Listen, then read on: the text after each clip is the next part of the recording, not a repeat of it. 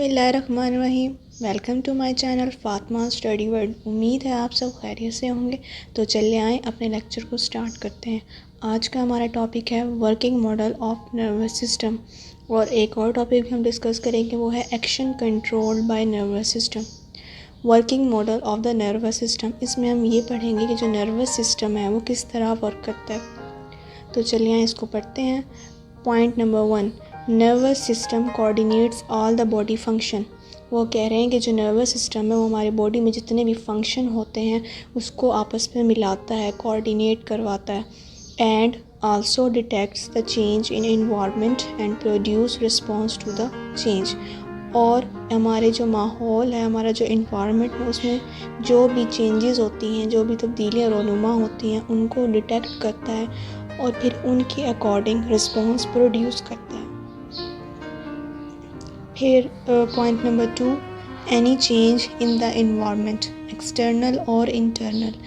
मतलब कि हमारे इन्वायरमेंट में, हमारे माहौल में जो भी चेंज होता है, अब वो चाहे एक्सटर्नली हो या internally. Externally mean out of the body हो या इन द बॉडी हो, that can be detected by a receptor to initiate a nerve impulse is called stimulus। जो कि रिसेप्टर डिटेक्ट करता है और नर्व इम्पल्स को इनिशिएट करता है। इनिशिएट का मतलब होता है किसी चीज़ को बिगिन करना, किसी चीज़ का आगाज़ करना, उसे स्टिमुलस कहते हैं। इसकी एग्जांपल बहुत सी हो सकती हैं, जैसे कि यहाँ पे कुछ चंद एक दी हुई हैं। वो ये है कि heat, cold, pressure, sound waves etc are the example of stimulus. यहाँ पे वर्ड रिसेप्टर यूज़ हुआ है, तो वो देखते हैं क्या है। द स्पेशल ऑर्गन, टिश्यू और cell which detect stimulus is called receptor. मतलब वो ख़ास ऑर्गन या टिश्यू, ऑर्गन हमको पता है टिश्यू से मिलके बने होते हैं, टिश्यू आपको पता है कि सेल से मिलके बने होते हैं, ये आप पहले पढ़ चुके हैं। तो वो क्या काम करते हैं, वो इन स्टिमुलस को डिटेक्ट करते हैं, उसे हम रिसेप्टर कहते हैं। Point number 3, the sensory neuron carry the message. वो कह रहे हैं जो सेंसरी न्यूरॉन है, जैसे कि आपको पता है वो मैसेज कैरी करती हैं regarding stimulus in the form of nerve impulse, nerve impulses की फॉर्म में, फ्रॉम रिसेप्टर, रिसेप्टर से, टू सेंट्रल नर्वस सिस्टम, मतलब रिसेप्टर से सेंट्रल नर्वस सिस्टम तक जो सेंसरी न्यूरॉन है वो मैसेज कैरी करती हैं नर्व इम्पल्स की फॉर्म में। फिर वो क्या करती हैं, जो सेंट्रल नर्वस सिस्टम है उस मैसेज को अच्छी तरह मतलब प्रोसेस करता, देखता है कि किस तरह का मतलब ये मैसेज आया है, सेंसरी न्यूरॉन जो लेकर आया रिसेप्टर से, तो उसको अच्छी तरह प्रोसेस करता है। फिर वो क्या करता है कि जो मैसेज को या नर्व इम्पल्स को ट्रांसमिट करता है किसकी तरफ, मोटर न्यूरॉन की तरफ। मतलब उस जगह जो इसने वर्क करना होता है, जिसने एक्ट करना होता है, हमारे मसल्स और ग्लैंड को मैसेज ट्रांसमिट करता है। ठीक है, अब हम पढ़ेंगे इफ़ेक्टर्स। पढ़ेंगे कि इफ़ेक्टर्स क्या होते हैं। The motor neurons carry the nerve impulses to the parts of the body which produce responses, such parts are called effectors. वो कह रहे हैं जो मोटर न्यूरॉन है वो नर्व इम्पल्स कैरी करती है हमारे उन बॉडी पार्ट से, बॉडी के उन हिस्सों से जिससे रिस्पॉन्स प्रोड्यूस करना होता है, मतलब जिसने एक्ट करना होता है, उसे हम इफ़ेक्टर्स कहते हैं। इफ़ेक्टर्स में हम मसल्स और हमारे ग्लैंड्स आ जाते हैं, ये दोनों जो हैं एज ए इफ़ेक्टर एक्ट करते हैं। अब हम इस डायग्राम को समझेंगे जो कि नर्वस सिस्टम की वर्किंग को बता रही कि वो किस तरह काम करता है और किस तरह तमाम बॉडी फंक्शन को कोऑर्डिनेट करता है। अब जैसे हमें प्यास लगती है, हम सोचते हैं कि हम पानी पिएं। ये जो हमारा तमाम जो सोचना है, इस मैसेज को सेंसरी न्यूरॉन लेकर जाती है हमारे ब्रेन, हमारे सेंट्रल नर्वस सिस्टम तक। जो हमारा ब्रेन है वो इस तमाम मैसेज, ब्रेन है वो हमारे उस मैसेज को प्रोसेस करता है। प्रोसेस करने के बाद वो मैसेज को मोटर न्यूरॉन को ट्रांसमिट कर देता है। फिर हम वो पानी का गिलास उठाते हैं और हम पानी पी लेते हैं। अब इस पूरी डायग्राम में, इस पूरी एग्जांपल में हमने ये देखा है कि जो नर्वस सिस्टम है वो किस तरह एक्ट कर रहा है, किस तरह हमारे बॉडी फंक्शन को कोऑर्डिनेट किए हुए, किस तरह उसने आपस में तमाम बॉडी फंक्शन को किस तरह कनेक्ट किया हुआ है, आपस में मिलाया हुआ है। अब हमारा जो नेक्स्ट टॉपिक है वो है action control by the nervous system. Two types of action, voluntary action, involuntary action. Voluntary action हम देखते हैं क्या होता है। The body actions which are performed under conscious control. मतलब हमारी बॉडी का वो एक्शन, वो कोई भी ऐसा अमल जो कि हम परफॉर्म करते हैं अंडर कॉन्शियस कंट्रोल, मतलब कि सोच समझ कर कोई भी काम हम करते हैं उसे हम वॉलेंट्री एक्शन कहते हैं।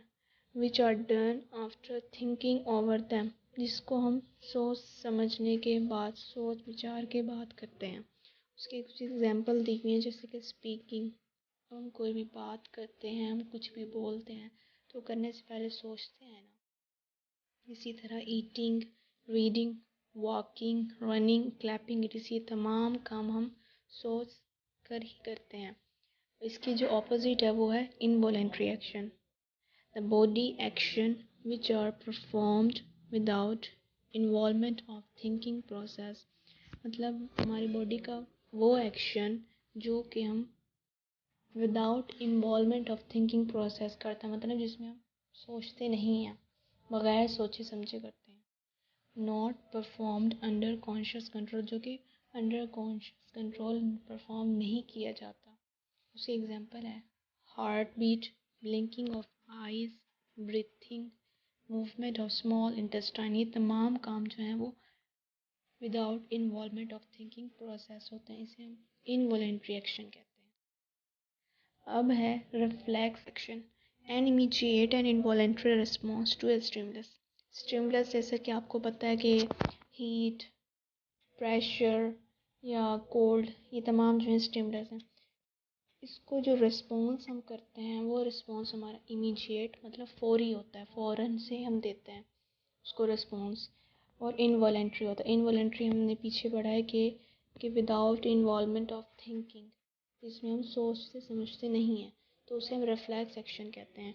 इसकी एक एग्जांपल है जिससे आपको और अच्छा समझ आएगा कि रिफ्लेक्स एक्शन क्या होता है। Quick pulling of hand just after touching the hot object is a common example of reflex action। अब हमारा हाथ किसी भी गर्म चीज़ पर लग जाता है तो वो हमें तकलीफ़ देती है, हम फ़ौरन ही अपना हाथ पीछे कर लेते हैं। तो अभी हमने फ़ौरन ही किया, ये तो नहीं है कि कोई हमने पहले सोचा है फिर एक्ट किया, हमने फ़ौरन ही अपना हाथ उस हॉट ऑब्जेक्ट से पीछे कर लिया। तो ये किसने किया है, ये कौन सा एक्शन है, ये रिफ्लेक्स एक्शन है। अब रिफ्लेक्स आर्क होता है, वो क्या होता है, the pathway of nerve impulse which complete a reflex action is called reflex arc.